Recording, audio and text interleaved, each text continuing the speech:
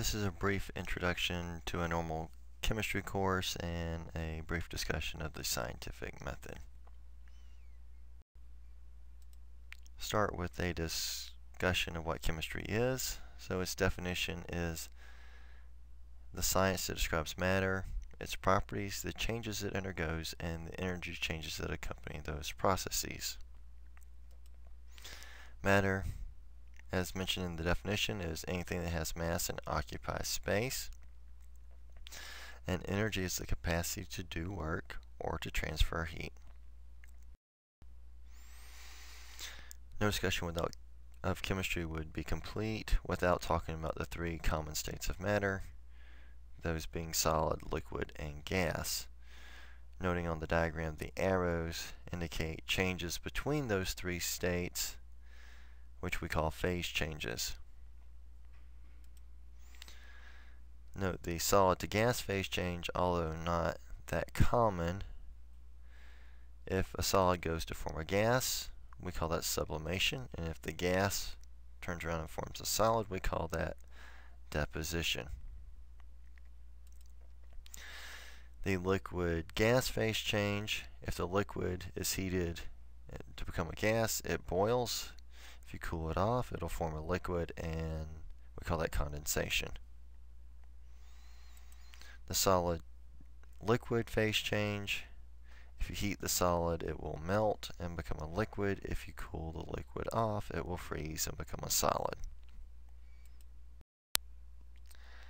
This is a brief introduction of the scientific method.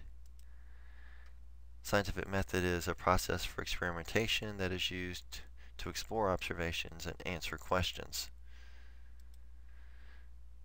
The hypothesis is a tentative explanation or educated guess. A theory is a model that describes a particular set of scientific data. It's more sophisticated than the hypothesis in that you have a lot of data that supports that particular model. It's not the same as when an average person says that they have a theory. When a scientist says that, they imply that they have a lot of data. The scientific law is a general statement based on the observed behavior of matter to which there are no exceptions known. In many cases, a theory that stood the test of time, these simple statements could be pulled out of the theory. But at any rate, the scientific method is a systematic way of getting at the answer to your questions and a systematic way of thinking about it. The scientific method, typically you're going to ask a question, that is, what is it you want to know about?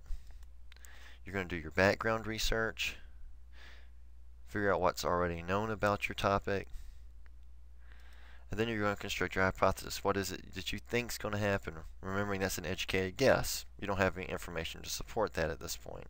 But it does provide the basis to construct an experiment, and for a hypothesis to be valid, it also has to be testable.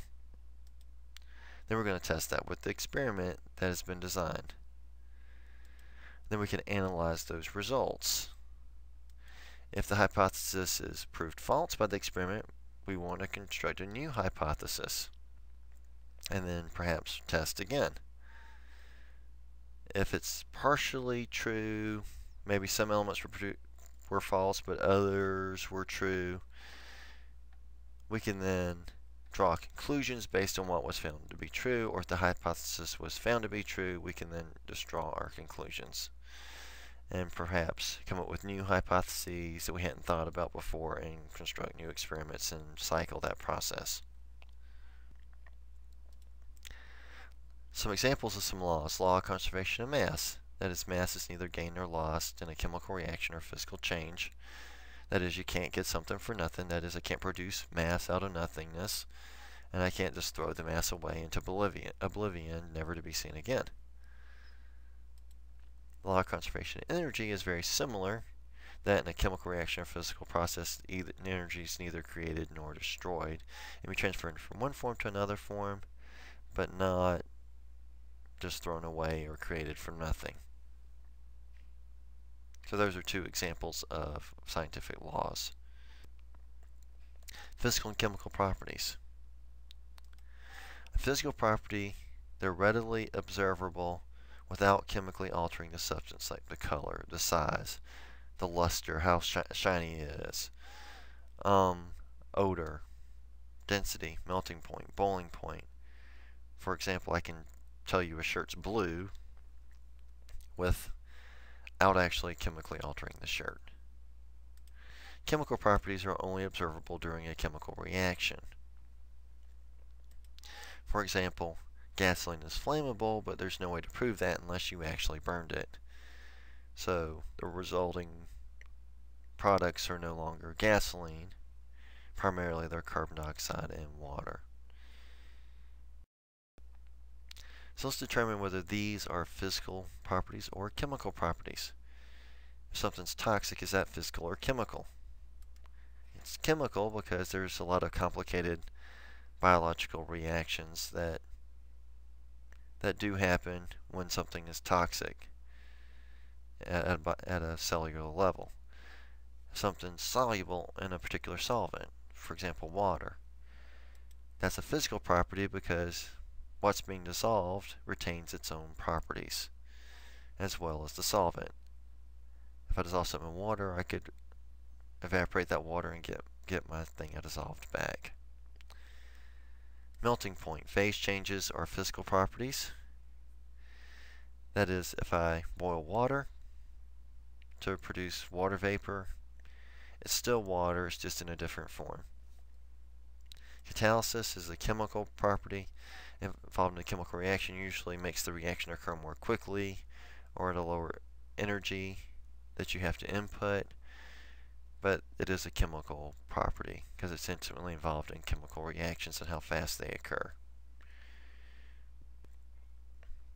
Now the physical and chemical changes are very similar in definition, except we're looking at the actual change of the substance.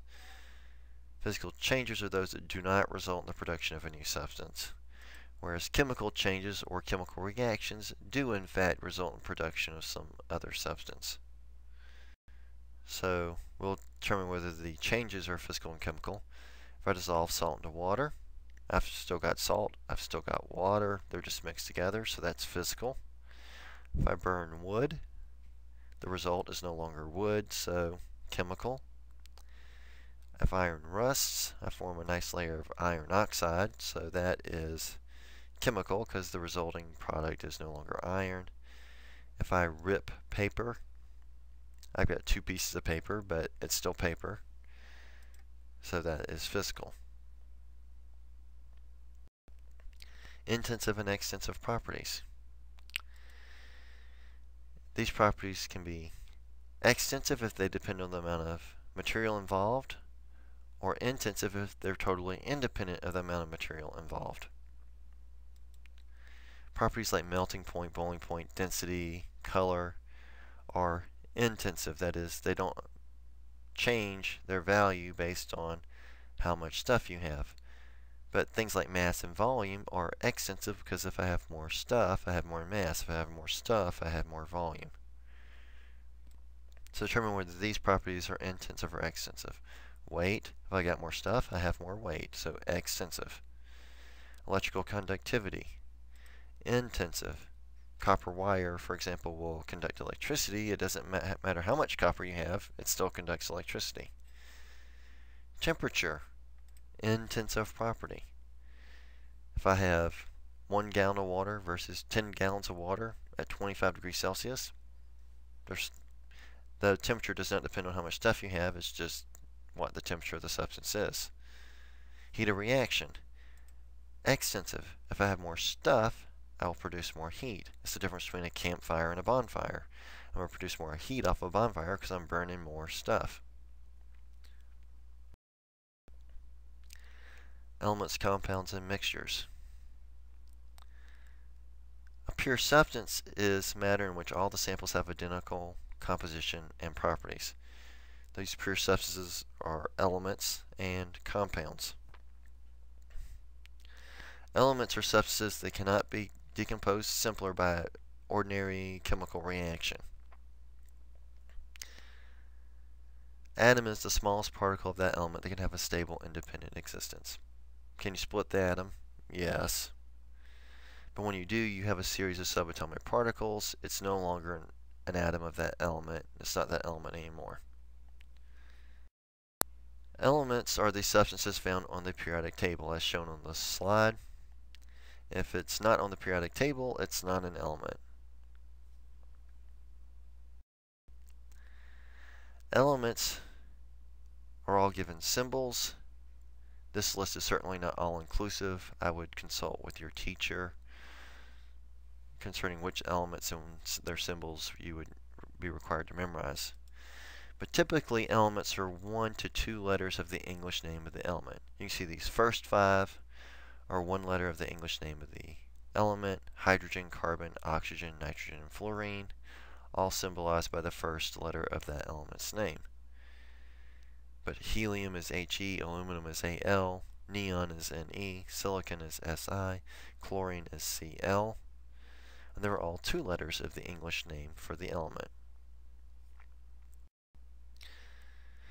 Now, you can see these elements have symbols that don't make sense based on the English name for the element, and there is a reason for that. Some elements have their symbols based on the Latin name for the element. So for example, sodium is Na, potassium is K, iron is Fe, copper is Cu, tin is Sn, lead is Pb, silver is Ag, gold is Au, tungsten is W, antimony is Sb.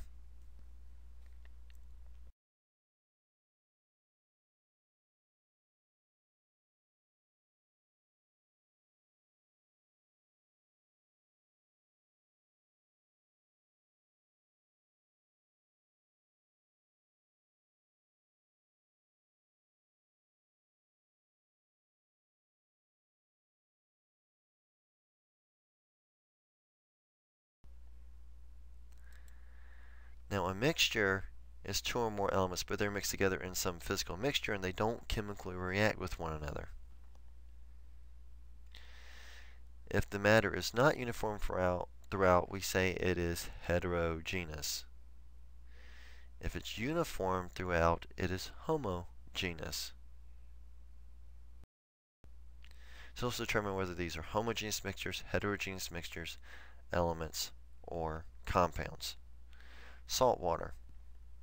Homogeneous. If I dissolve the salt in the water, I can't really see the difference between the two. It's uniform throughout. Homogeneous. Wood. Heterogeneous. If I look at a cross-section of wood, I can definitely see layering between the different strata of the wood. Definitely not uniform. Iron metal is an element. With the symbol Fe, it's on the periodic table, therefore it's an element. Sugar, in this case referring to table sugar, is a compound. In this case, table sugar or sucrose has the formula C12H22O11. And so it is a compound. This is the end of our presentation on Introduction to Chemistry and the Scientific Method.